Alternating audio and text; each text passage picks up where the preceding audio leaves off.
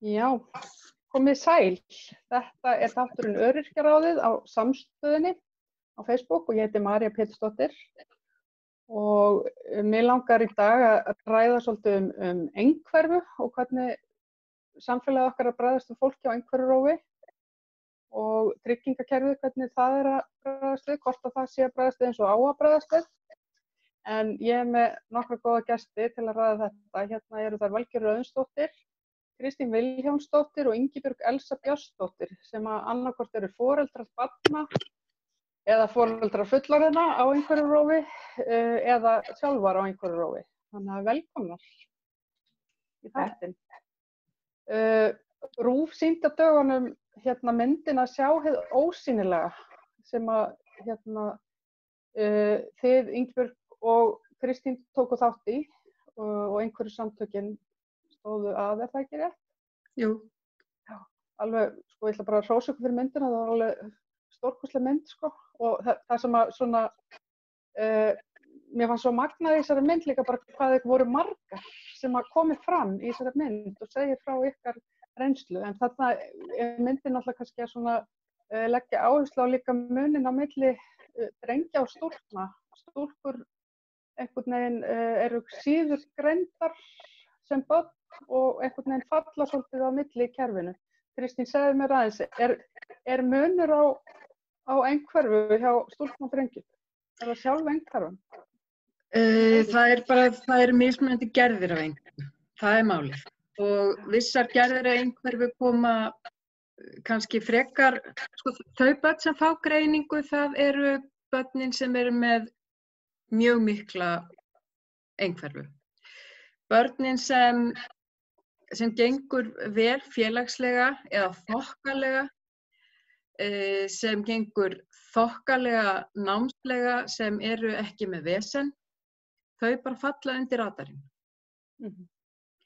Og það á ekki síður við drengi, en það er kannski ekki jafn ofboðslega algengt. Það er vegna, greiningamódelið miðar við drengi. Og stelpur hafa kannski ekki áhuga á nákvæmlega sömu hlutum og strákar og þeim er beint, bara samfélagið beinist áhuga stelpna að öðrum hlutum. Þannig að athyglin beinist alltaf miðast alltaf við þessa stráka. Já. Það er ekki það að ég las, einhvers staðar las ég að strákar væri oft með einhverfu og hærri skala heldur en stúlkur, það er ekki þannig að það? Ég held að það sé alls konar bara. Já, það sé bara allavega. Ég veit mann sem, það er rosalega mikið búið að tala kven einhverfu, en ég veit mann sem var kominn fast að 50, sem var að fá greiningu þess konar einhverfu.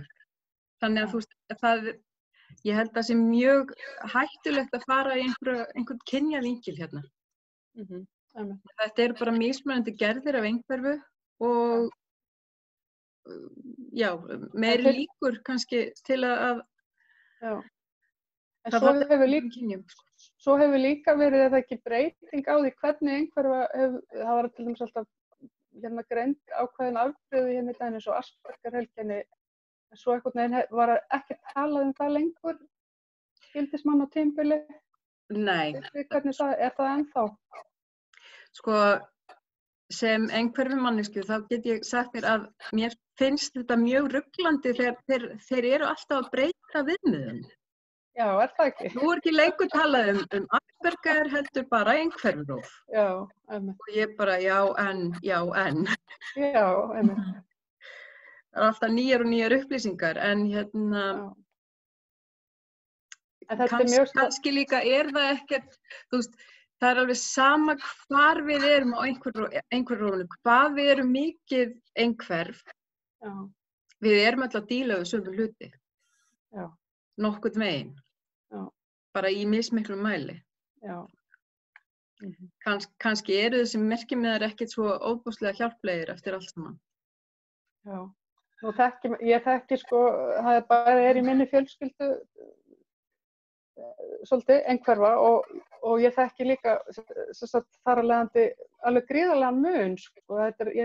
Þetta svo örugglega breiður hópur að ég þekki sko barn sem einhvert sem er með ofboðslega mikla skyntruflanir, sko, þolir og rosalega illa margmenni og hávaða og allt þetta. Já, ég kannast við það. Já, og svo þekki ég annan dreng sem er með einhvern veginn á allt öðrum skala, sko, svoleiðis vandamál, en er með kannski önnur vandamál sem eru meira áberandi. Einhverfa lýsir sér alltaf einstaklingsbundið, það er alltaf, þess vegna það sem að, það er svo oft sagt við okkur, sko, eins og það sagt við mig, þú getur ekki verið einhverfa því þú talar svo mikið. Já, en það eru til einhvert fólk sem talar og getur jafnvel tala svolítið mikið og þannig að einhverfan er svo einstaklingsbundið og hún kemur fram á svo mismunandi hátt eftir því hvernig bara við erum, hvert og eitt. Já, svo er líka, þú veist, það er svo mikill misskilningur að þeir sem séu með einhverju, þeir horfa ekki í augun á fólki. Getur ekki verið, nei, þegar ég var að fara með yngri strákjum inn í svona, var að tala þetta við kennarann og svona, það var, nei, það passar ekki við hann horfir alveg í augun á mig. Já, af því það er ekki eitthvað eitt. Svona misskilningur, þetta á ekki neitt við alla. Nei, En þetta með augnsambandi, sko, þau eru kannski að horfa á einhvern fastan punkt á milli, hérna kannski. Þannig að þau virðast vera að horfa í augun á þér. Þetta er svolítið blekkjandi. Já. En þú áttir alveg frábæra setningu þarna í myndinni, Ingibjörg, sem ég alveg bara fer ekki úr hausnum á mér, sko. Og það er einmitt þetta varðandi örorkuna. Þú ert sjálf í dag öryrki, en varst það ekki mjög lengi og það er ekkert allir endilega fara alls ekkert allir á örorku en sumir einhverfir en þú talaður þetta með skilgreiningu samfélagsins ef samfélagið segir þeirra. Já, það hef ég reyndar frá þetta er úr kenningum Emil Durkheim sem er í félagsvísindum að þegar samfélagið fyrir flokkar því einhvern flokk eins og þegar samfélagið segir manni að maður sé fatlaður og samfélagið segir manni að maður sé öryrki, þá er svo mikil hætt á því að maður fara eiginlega að skilgreina sjálfan sig eða eiginlega dæma sjálfan sig með þeim dómi sem að samfélagið dæmir mann. Og ef samfélagið talar ekki nógu fallega öryrkja, þá er hætt á því að maður dæmi sjálfan sig með þeim dómi sem að samfélagið kannski, að þeirri umræðu sem er í samfélaginu, kannski öryrkja sem getur verið mjög neikvætt fyrir bara andlega heilsu og velferð manns sjálfs. Sjúklingavæða sig einhvern veginn. Já, fórnarlambsvæða sig, sko. Maður verður þetta fórnarlamb. Það er mjög slæmt að vera í fórnarlambshlutverkinu. Bara í öllum skilningi og þess vegna er það sem ég til dæmis að því ég fæ greiningu ekki fyrir 44 ára gömul. Ég lít aldrei á mig sem fatlaða. Samt er ég fötluð, en ég er aldrei að hugsa sjálfa mig sem fatlaða manneski. Ég hef aldrei, og kannski af því að ég fekk ekki greiningu í leikskóla eða eitthvað svoleiðis, að þá leit ég aldrei á það sem hindrun, skilurðu. Ég stoppaði sjálfa mig ekkert af.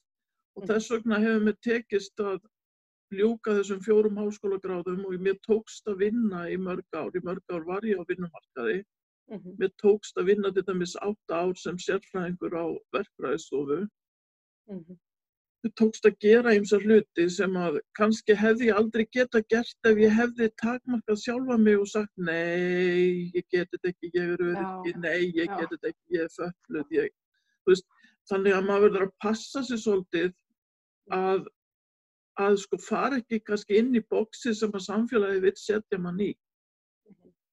Skilurðu, maður verður eiginlega svolítið að streitast á móti og segja nei, ég ætla ekki að fara inn í þetta box. En það er náttúrulega það sem er kannski bara erfiðast við að vera öryrki er náttúrulega eins og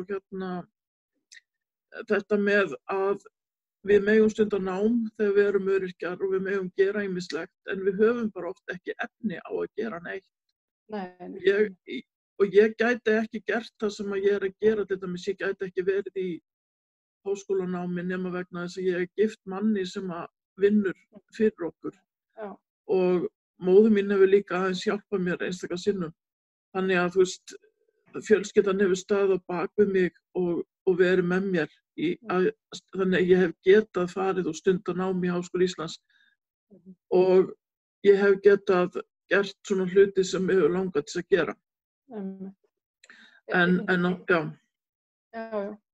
Það kemur inn á, mér langar að spyrja þig aðeins, Valý, þú áttu 2 synir sem eru greindir á einhverju rófi. Já. Já, sem sagt 2 sem eru greindir með Asperger. Já. Sem svo ekki til lengur. Já, þú veist. Já, þannig. Ég finnst það einmitt, sko, þú veist, ég var lengi, sko, umsjónarmaður með sem sagt foreldrafröndum. Fyrir foreldra barna með einhverju. Og þannig að þá kynntist maður náttúrulega alls konar hliðum, þú veist, hjá bæði strákum og stelpum. Og ég sé alveg mun, þú veist, þetta svona greint núna meira eins og þeir sem væru greindir með Asperger væru með ódæmigerða einhverfu. En, þú veist, ég sé alveg mun, sko, það á milli. Þeirra barna sem eru greind með ódæmigerða og þeirra með Asperger. Þannig að ég skil ekki alveg af hverju verið að setja alla svona Allan til sama hattinn.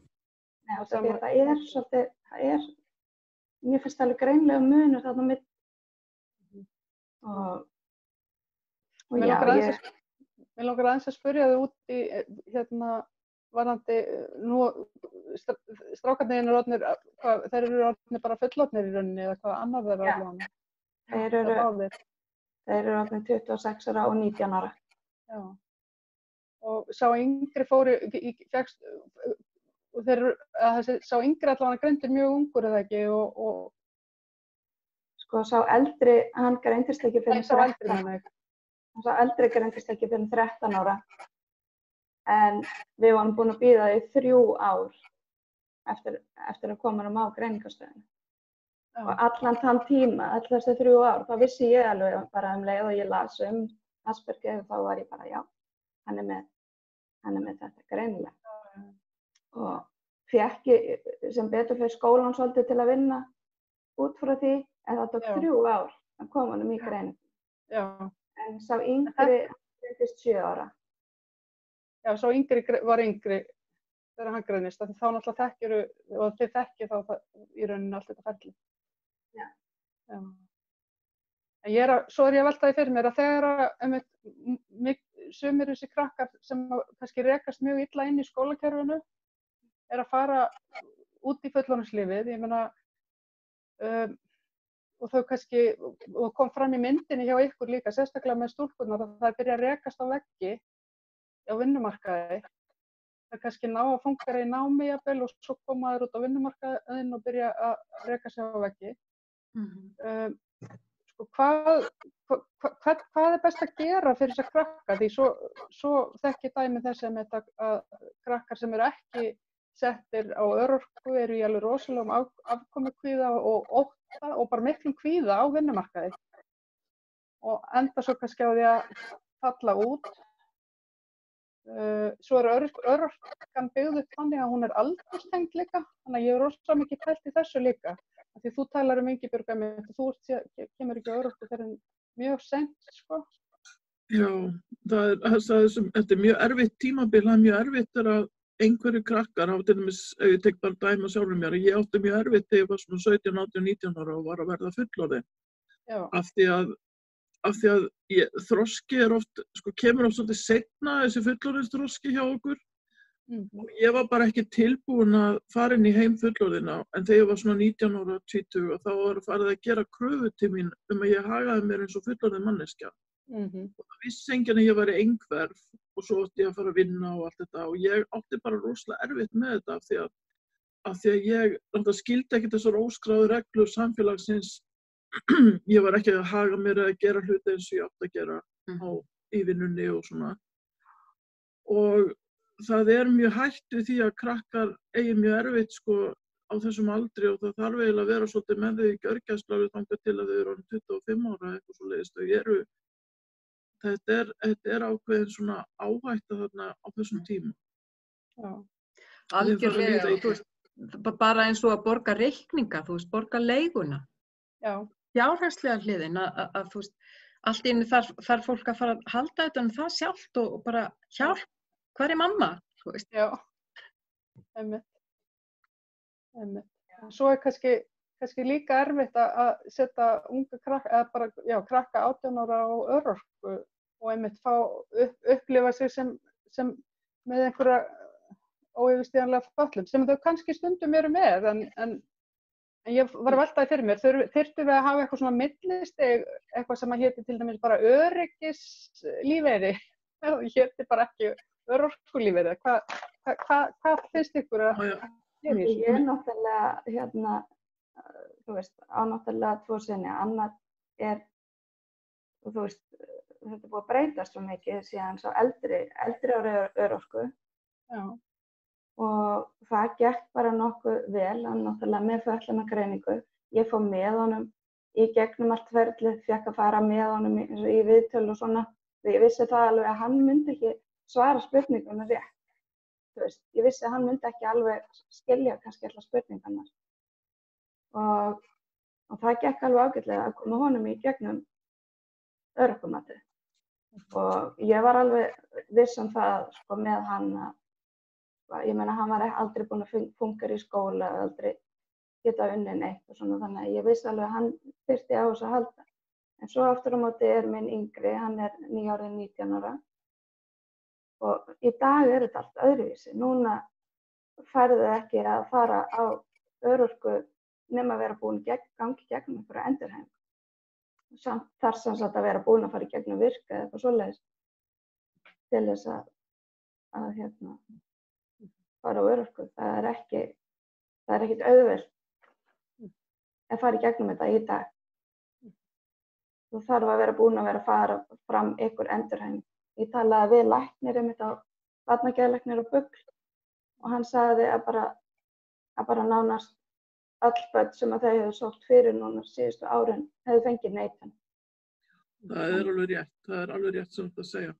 En það sem mér langaði aðeins að bæta við það að þeir krakkar sem eru með ódæmigerða einhverfu og einmitt stelpur sem eru kannski, þú veist, einhverjar stelpur sem eru góðir námsmenn, góðir í skólanum, þær halda áfram að læra en það er alveg þekkt alveg að einhverfir krakkar, þeir festast í skólakerfinu og ég er eiginlega sjálf svolítið dæmi um það að ég er svolítið föst í akademíunni, föst í skólakerfinu. Það þarf manneskju utan að koma til sérfræðing til að hjálpa okkur að komast úr skólanum yfir á vinnumarkaði. Það þarf sérfræði aðstoð sérfræðinga til að koma einhverfum inn á vinnumarkaði. Það er staðan í dag og VIRK hefur ekki þessa sérfræðiþekkingu sem þarf til að koma einhverfum inn á vinnumarkaðin. Svo sérfræðiþekking er ekki til hjá VIRK og þess vegna eru þeir ekki með nein úrræði. Þeir eru ekki með nein úrræði fyrir einhvert fólk sem að vill komast inn á vinnumarkaðinn. Kerfið er eins og það er uppbyggt núna, það er ekki að virka fyrir einhverfa. Nei. Það er bara sorgleg staðreynd. Já, það er sko mér finnst það þarf rosalega mikið að gerast, þú veist, út af því að það sem að mér finnst mikilvægast er að sko það sést strax í leikskóla. Það sést, þú veist, stelpur náttúrulega eru rosalega mikið einar út í horni flestar, sumar náttúrulega reyndar tala mikið. Strákarnir fara allt öðruvísi leið, eru oft bara, þeir kunna náttúrulega ekki, þeir vilja eignast vini, kunna ekki alveg hvernig þau að fara að því og strákarnir fara oft bara fá alls konar neikvæða athygli og haga sér á skringilegan hátt, frekar að vera jafnvel hrædd við þeim. Og það þarf að grípa inn í strax þarna og þú veist að kenna þessum krökkum félagsfærni, byrja strax í leikskóla og svo eins og þegar þeir eru komin í grunnskóla, eiga vini að þú veist, reyna að mynda vinahópa út af því að það gengur allt miklu betur. Ég bara sé það eins og með eldri stráki minn, ég reyndar, hann kom svo algjörlega út í hopp í sínu skóla. Þannig að ég flutti með hann í annan skóla, það heppnast náttúrulega alls ekki alltaf. En það heppnaðist hjá mér og þar var hann eignaðist hann vini og þá fór allt að ganga svo miklu betur. Mikið betur, já. Og þú veist, þetta er svo mikilvægt út af því að flest langar þeim rosalega eignast vini, þau bara kunna það ekki. Og þau þurfa aðstoð. Já. En varðandi þetta millibil, þegar þau eru einmitt á unglingsaldrinum og þið þekkið þetta kannski líka þá sjálfar Ingibjörg og Kristín, upplifðir þú, Kristín, þú varst ekki komið með greiningu á þessum tíma heldur? Ég var 34 ára þegar ég fekk greiningu.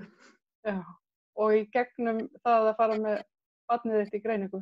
Í gegnum það að fara með strákinn minn í greiningu. Já. Strákinn minn. Ég hefði ekki fengið greiningu ef ég hefði eignast stelpur. Það er bara þannig. Já. Og ef þær hefðu verið einhverfar, þá hefðu það kannski ekki heldur fengið greiningu? Nei, alveg pottþétt ekki. Hvernig upplifðir það að fá greiningu fyrir barnið og svo sjálfa þau í leiðinu? Sko,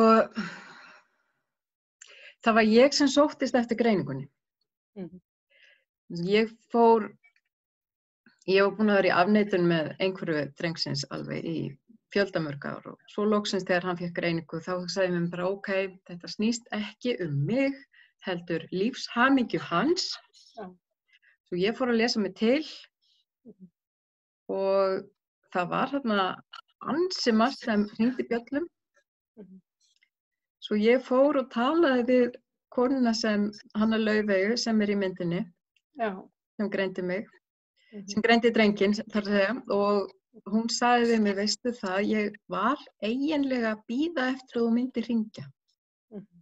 Þegar ég spurði, heldur ég geti verið einhver. Já. Þannig að hún hefur spottað það. Hún spottaði það strax, sko. Já.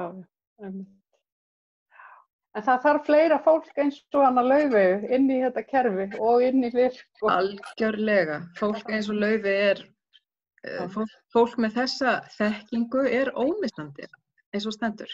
Algjörlega. Hvernig er Ingibjörg, því nú ert þú með allar þessar háskólagráður og Kristín, þú ert náttúrulega menntuð líka og hvernig er með eins og háskólaumhverfi á Íslandi, er stuðningur fólk á einhverju nærða að fungera inn í námi alveg mjög vel, segir við? Já, sko, Háskóli Íslands viðhorf kennara hefur mér fundist mjög jákvætt. Já. En hins vegar er kannski, má segja, skólabyggingarnar eru ekki hannaðar fyrir einhverju, eins og Háskólatorgið er mikil hávaði á Háskólatorginu. Það vantar oft allt opið og mikið kliður og mikið læti fyrir einhverfa sem eru viðkvæmir og skynja öðruvísi. Ég veit krakka sem hafa hætt í BA-námi eða BS-námi vegna þess að þau hafa bara ekki þolað hávaðann í háskólanum. Já, en svo er líka það stofa þarna á Háskólatorginu sem fólk hefur, með greiningar hefur aðgangað. Já. En á prófatíma, það er alltaf verið að nota hana á prófatíma. Hvert eigum við þá að fara? Já, þannig að það þyrfti að vera meira fleiri svona. Þannig að það er ekki hlúð nógu vel að okkur. En mér hefur samt fundið, sko, eins og mínir prófessorar hafa verið mjög jákvæðir og þeir hafa stutt mig í náminu svona, veitt með stuðning í náminu og sýnt þessu alveg ákveðin skilning. Þannig að mér finnst alveg ástæða þess að hrósa því að það er svona, ég held að fara sem svolítið eftir kannski bara sviðum háskólans og bara eftir kennurum hvað skilningurinn er mikill. En svona almennt vantar náttúrulega í Háskóla Íslands og annars staðar í menntakerfinu, það vantar miklu meiri fræðslu einhverfu allstaðar á öllum skólastigum. Já. Og líka skilning á því að einhverfir verða fullorðnir. Ég meina, hvað tekur við? Já, það er nefnilega málið og ég held að, einmitt, það er örugglega líka þegar maður á einhver börn, sko, að ákveðin kvíði fyrir því að börnin verður fullorðin, einmitt, og þau þurfa að læra, eins og Kristín kom inn á áðan að gera alla þessa fullorðinshluti og Ingibjörg, þú upplifðir einmitt erfiðleika á þessum aldri. Já. Þannig að Það náttúrulega bara leið að börnin verða 18 ára og það náttúrulega bara dettur öll aðstoð út. Já, dettur öll aðstoð út. Það hafa rosalega mikið fyrir að fá ykkur aðstoð. Já, og jafnvel barnageðlæknar og aðrir sem hafa verið að sinna börnunum bara útskrifa þau, já þú eru bara bjargaði núna. Já. Já, það er ekkert líka hlaupið að því að finna geðlækni, þú veist, til að taka við barninu. Nei. Þegar það verður 18 ára. Já, það er bara mjög erfitt. Já. En það er þess vegna sem að við erum þess vegna er það sem að einhverju samtökin og fleiri sem eru á einhver rófi hafa verið að reyna að biðja að fá svona þjónustumiðstöð fyrir einhverfa. Að það er sett upp svona þjónustumiðstöð, svipað ég held að setja þjónustumiðstöð fyrir blinda eða eitthvað svoleiðis. Það er sett upp svona þjónustumiðstöð fyrir einhverfa, þangað sem fólk getur leitað eftir greiningu og það sem fólk á öllum aldri getur fengið einhvers konar aðstoð og þjónustu sko. Vantar alveg rosalega mikið eitthvað svona miðlægt eða þannig einhvern stað þar sem við getum farið og fengið upplýsingar. Svo það líka að líta til þess að það er ekki bara það að einhverfir fullorðnast, heldur einhverfir eldast líka. Já, einmitt. Og einhverfir hafa kannski aðrar þarfir þegar þeir eru komnir á eftirlaunaaldur en óeinhverfir. Mjög góða punktur, einmitt. Já, það er þannig að sko aldraðir einhverfir og einhverfir einstaklingar og gerði rannsókn í Bretlandi og rannsóknin leiðir í ljós að einhverfir einstaklingar almennt og sérstaklega aldraðir einhverfir eru bara hreinlega það fólk á jörðinni sem er mest einmana. Það er ekkert fólk á plánetunni í heild sinni jafn einmana eins og einhvert fólk. Og sérstaklega aldraðir einhverfir og þess vegna var það sem að ég fór á stað og við fórum á stað að setja upp einhverfukaffi því að sko reyna að fá einhverja til að hittast og tala saman vegna þess að það þarf að rjúfa einangrun einhvers fólks og það er svo mikil hætta á því að fullorðnir einhverfir, veistu hvað þeir gera? Fullorðnir einhverfir, þeir fá sér bara tölvu, svo fara þeir bara inn í herbergið og loka dyrunum. Heimurinn fyrir utan, hann er ekki til. Það er svo mikil hætta á einhverjum svona viðbröðum þegar þú ræður ekki við heiminn og heimurinn ræður ekki við þig heldur. Bara, hvað gerur þú? Þú fer bara inn í herbergi, setur á þig heyrnartólin, lokar hurðinni og svo ertu bara það. Já. Og sumir halda að einhverjir vilja bara fá að vera í friði. Það er bara mikill misskilningur. Já, það er mikill misskilningur. Ég held að það sé bara alls konar. Það er eflaust til einhverjir sem vilja fá að vera í friði, en það er ekki eitthvað algilt. Nei. Bara eins og með annað fólk. Já, akkurat. Það er ekkert, einhverfa er ekkert one size fits all. Við erum alls konar, bara eins og annað fólk. Já, og það er til, þú veist, það eru til einhverjir einstaklingar sem eiga rosalega auðvelt með að kynnast fólki en kannski ekki auðvelt með að halda tengslunum. Nei. Og svo öfugt. Þetta er nákvæmlega sammálaðir, Kristín, það er alveg rétt sem þú segir og líka eins og það bæði með vináttu og með vinnu, eins og ég er alltaf með svo flotta ferilskrá, sko, ég hef rosalega flotta ferilskrá, þannig ég get gæti næstu því sótum og fengi hvaða vinnu sem er, en ég get ekki haldið henni. Ég þarf aðstoð sérfræðings, sko, aðstoð sérfræðings til að halda jobbinu. Og svo saman með vináttu, ég get eignast vini en get ég haldið vináttunni í til dæmis kannski 3 ár eða er ég búin að missa allt út úr höndunum. Sko. Það liggur við að maður þurfa að hafa sérfræðing við hliðina á sig til þess að geta haldið vináttunni. Já.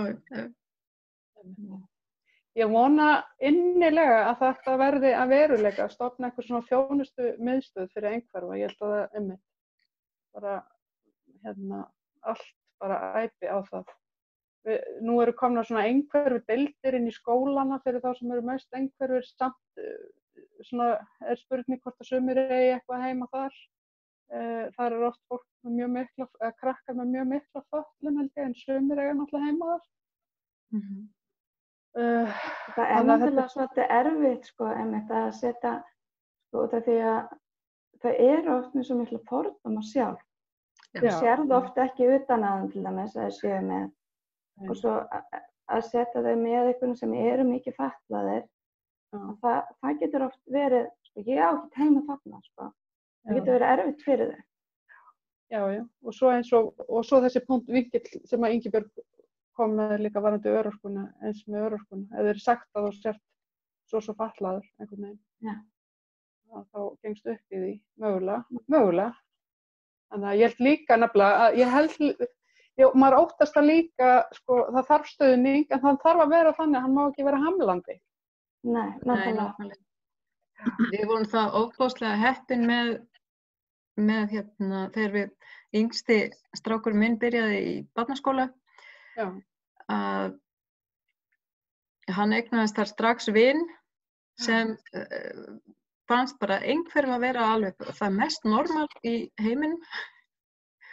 Og hann bara, hann vinur minn, hann bara einhverfur og það bara allt í lagi. Eins og ekkert væri eðlilega. Svona á þetta náttúrulega bara að vera. Svona á þetta að vera. Þú veist, einhverfa bara, mér finnst hún vera alveg ferlega venjulega og eitthvað. Og fólk sé einhvert, ég voða lítið að kippa mér við það. Og ef við getum komið því inn í normið, inn á vinnumarkaðin, inn í, þú veist, vitund fólks. Einmitt. Já. Mér langar að koma að, þú veist, í framhaldi af þessi hann var að ræða á það með, þú veist, að hjálpa þeim félagslega. Þetta svo erfitt fyrir þau, þú veist, þau sem að langar svo að eignast vini en geta það ekki. Það háir þeim alveg ofboðslega og ég er búin að ropa mikinn sársauka, þú veist, keyra til vinar eftir vinar, þú veist, sem að getur ekki leikið, þú veist, þetta er svo sárt. Og svo, því að yngri sonur minn, hann fór í fíkniefni og svona einstaklingar sem að þrá svona vináttu, það er svo auðvelt að ná þeim inn í fíkniefni heima. Það allt í einu eignast þau alveg fullt af vinum og alveg finnst þau vera samþykkt og það er svo erfitt og svo eru engin úrræði sem henta þessum krökkum. Því að all úrræðin, hvað segir það? Það var komið inn á þennan vinkil í myndinni með stúlkurnar líka. Já, og þú veist, og svo er ekkert úrræði sem hentar því að all úrræðin þú veist, er einhver svona hópastar sem að henta þeim alls ekki, sko. Það þarf alveg svona sérstakann stuðning kannski einmitt fyrir alla aldurshópa líka. Einhvers konar, og líka eins og þegar ég var inn á stórum vinnustað og það var helvítis hópeflið. Og þessi opnu vinnurými. Það var svona ákveðnu svona hluti. Þú veist, allt í lagi ef hópefli getur farið fram í gegnum tölvuna en að fara út á tún í einhverja leiki. En það er náttúrulega við getum okkur hverfa nokkrar. Það er auðvitað, við þurfum sennilega, ef maður er á einhver rófi þá þarf maður kannski fyrsta lagi þarf maður að fá upplýsingar. Og þess vegna þarf þjónustumiðstöð til sem maður geti fengið þær upplýsingar sem maður þarf á að halda. Svo þarf maður kannski einhver stuðning, það fer eftir í hvernig einhverjum er hjá viðkomandi, engin stuðning þarf. En ég vil að það sé lögð áherslu á styrkleikana. Ég er orðin svolítið, ég verð alltaf voðalega pirruð þegar það er verið að benda á veikleikana. Af því að ég vil að það sé lögð áherslu á styrkleika. Og ég til dæmis, ég veit að það kemur kannski út eins og þessi hroki, það kannski, fólk getur miskilið það, heldur að maður sé hrokafullur. Í mínu tilviki var þetta að segja mikið með mentarhroka, svona mentuð og hrokafull, en ég er í raun og veru að berjast á móti straumnum og ég er að reyna að leggja áherslu á styrkleikana. Þannig að ég segi til dæmis þegar ég segi sko, ok, ég get lesið 7 tungumál, ég talaði ekki öll, en ég les 7 tungumál. Og ég get lesið bækur og texta á 7 tungumálum og ég tala kannski 4, 5. Og þá er sko spurningin sko, hvað get ég gert við þetta? Jú, ég get kannski einstaka sinnum þegar ég var áður en ég veiktist, þá var ég þýðandi og ég var að vinna við þýðingar. En svo veiktist ég og fór inn á örorku. En sem sagt, það sem fer svolítið Þannig að ég vil hvetja alla foreldra einhverja barna til þess að horfa á styrkleika barnanna sinna og leggja áherslu á styrkleika barnanna fyrst og fremst Já. að reyna ekki að því að ef að barnið hefur einhvern mjög mikið styrkleika á einhverju sviði þá getur vel að barnið geti bjargað sér og þarf kannski ekki svo mikið stuðning. Við eigum ekki að vera á örorku. Mér finnst að einhverfir eigi ekkert að vera á örorku. Svo líka vinnu sem sagt Íslendingar hafa alltaf unnið mikið og það svo mikill partur af þessum hluti af sjálfsmynd okkar að vinna. Það ekki sammála Ingibjörg? Jú.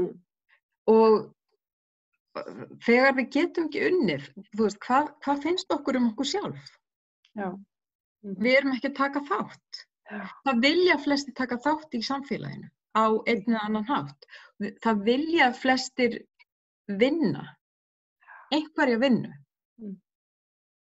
Og módelið, bara örorkumódelið, samfélagsmódelið, okkur ekki oft bara gert verulega erfitt fyrir. Já, algjörlega. Að taka þátt. Örorkumódelið náttúrulega þannig að þú átt helst ekkert að vinna ef þú ert á örorku og þú ekki að vera í námi helst og ekki að vinna. Já, og það bara, ef þú ferð á örorku þá áttu bara að vera þar. Punktur. Já, sem rosalega galli í þessu kerfi. Öryrkjar má ekki vera að vinna. Já, læknirinn sagði við mig fyrst þegar ég fekk örorkumatið þarna í janúar 2016 og sagði læknirinn við mig farðu heim og taktu því rólega. Já, Og ég átti bara að vera heim og taka því rólega og fólk heldur þetta sé rosalega lúxus að vera heim og taka því rólega. Þú getur horft á Netflix allan daginn. En það bara ekki lúxus, það hræðilegt. Nú allir búin að vera í svona heima sóttkví, sjálfskipari sóttkví, þannig að nú allir búin að prófa. Mér langar að segja við fólk að nú hafið þið prófað að vera öryrkjar í kannski nokkra vikur. Nú vitið þið hvernig að vera heima í kannski 5-6 vikur og eiga ekki pening til að fara á kaffihús. Og ekki pening eins og til að fara á kaffihús og getur ekki eins og keypti kaffibolla á kaffihúsi og getur ekki hitt viniðinn á kaffihúsi af því þú verður ekki efna á því. Þú voru ekki að segja það við viniðina, þeir spyrja hvort þú vilja koma og hitta sig á kaffihúsi og þú verður að segja nei að þú verður ekki efna á því. Og þannig að þetta raun og veru, það ekki hægt að bjóða fólk upp á þetta og ég á örugglega eftir að lenda, ég veit til dæmis eins og í fyrra þá kenndi ég aðeins í Háskóla Íslands hlut úr einu námskeiði og ég veit að í júní eða júlí, þegar Tryggingastofnun gerir upp árið í fyrra, þá muni þurfa að borga Tryggingastofnun alla þá peninga tilbaka. Ég fæsist ekkert borgað ef ég ger eitthvað eins og að kenna í Háskóla Íslands, þó ég geti kannski kennt eitt námskeið, þá fæ ég í raun og veru ekkert fyrir það. Og kerfið virkar þannig svo letjandi, maður má ekki reyna neitt að bjarga sér. Það kerfið í rauninni sem segir þér að þú sért aumingi. Já. Og getur gert, og aumingja væðir þig í rauninni oft á tíðum líka, held ég. Ég held að margir bara missa bara sjálfstraustið í að vera virkur og gera eitthvað. Af því að þú í rauninni mátt ekki gera neitt. Mér skilst að kerfið í Noregi sé þannig að þér eiginlega, það miklu auðveldara fyrir þig að vera, þú ferð bara á örorkubætur í einhver tíma, ef þú vilt. Svo fólki gert miklu auðveldara að fara af örorkubótum heldur en hér. Já, það enda þannig núna eins og Valli var að tala um, það þannig með alla núna, þeir fá bara 2 ára örorku. Já. Ég held að það sé bara almennt, fólk sem með minnsjúkdóm, MS-sjúkdóm, en það fær bara 2 ára örorku þó að sé... Eins og það læknist bara. Eins og það læknist 2 ára. En það eitt sem að kannski ég ætti nú samt að taka fram, að það það að ég ef ég væri einhverf og það væri ekkert annað, þá myndi ég þakka fyrir það, en ég sem sagt, kannski aðal ástæðan fyrir því að ég á örorku, ekki bara einhverfan, heldur að ég með alvöru geðsjúkdóm, ég með svona geðsjúkdóm sem bara stórhættulegur og hann ég með einhvers konar svona mildari útgáfu af geðklofa hreinlega. Ég bara með svona einhvers konar geðklofa sjúkdóm sem bara ekki, sem svolítið mildari og hann ekki eins sterkur eins og bara stóri sjúkdómurinn. En sko það vandamáli hjá mér, það stóra vandamáli hjá mér og kannski svo ástæða fyrir því að ég á örorku, fyrst og fremst sá sjúkdóm, sko. Einhverfan sem slík er ekki sjúkdómur og heldur einhvers konar heilkenni, það ekki? Jú, einhverfa ekki sjúkdómur, hún ekki geðsjúkdómur, hún heilkenni, hún bara, og raun og veru maður ekkert veikur þó maður sé einhverfur. Nei, nákvæmlega. En ég náttúrulega glíma við... Getur maður glímt við fötlun samt, sem glíma við fötlun. Já. Herðu, mikil fötlun samt, sko. Já, mismunandi mikla fötlun, akkurat. Ég held við höfum þetta loka orðin, ég held við sem búið með tíman okkar. Ég þakka ykkur alveg innilega fyrir að spjalla þessi mál með mér og ég vona í framtíðinni verði og bara, innan skamms tíma verði bara opnuð þessi miðstöð sem þið sjáum fyrir ykkur. Ég held að það væri bara frábært. Og ég ætla að minna á líka bara síðan okkar Öryrkjaráðið á Facebook, þannig að ef þið viljið taka þátt í að gera þætti, koma einhverju málum á framfæri eða taka þátt, þá hafið samband. Og ég þakka áhorfið og þakka ykkur fyrir komuna. Takk. Bless. Bless.